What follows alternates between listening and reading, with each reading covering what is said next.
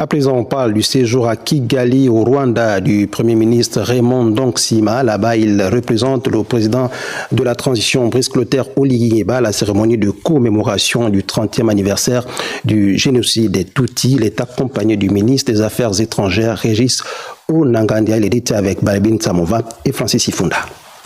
La cérémonie marquant le 30e anniversaire des massacres du Rwanda a débuté ce dimanche 7 avril par le dépôt d'une gerbe de fleurs, puis s'en est suivi un recueillement au mémorial de Gizosi. Bien avant, le président de la République du Rwanda, Paul Kagame, a allumé une flamme de souvenir. Après ce geste de haute portée symbolique, la délégation s'est rendue à la BK Arena. D'abord, le discours du président de la Commission de l'Union africaine, le Tchadien Moussa Faki Mahamat. L'orateur a clairement pointé la responsabilité de toute la communauté internationale de cette époque. Ensuite, le discours du président du Conseil européen, le Belge Charles Michel. Ce dernier a évoqué, non sans partager la responsabilité de son continent sur ce qui s'était passé dans les travées de 1000 collines à partir du 7 avril 1994. Enfin, très attendu également, l'allocution du président de la République du Rwanda, Paul Kagame. Nous avons choisi de penser au-delà de nos malheurs, de nos tragédies. Nous avons décidé que nous serons un peuple avec un avenir.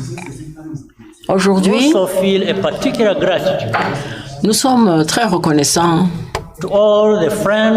envers les amis, envers ceux qui nous ont accompagnés, dont beaucoup sont représentés ici et qui représentent ou qui viennent de toutes les parties du monde. En présence des anciens présidents américains Bill Clinton et français Nicolas Sarkozy, le numéro 1 rwandais a fait le plaidoyer pour une véritable solidarité avec les pays partenaires du Rwanda. Élément sans lequel aucune confiance mutuelle ne peut s'établir. Même si des réponses sur des questions restent 3 décennies après sans réponse sur l'histoire du génocide du Rwanda, avec, selon les chiffres officiels, 800 000 morts, ce pays a connu une forte croissance économique. Le Gabon et le Rwanda entretiennent de bonnes relations diplomatiques bilatérales.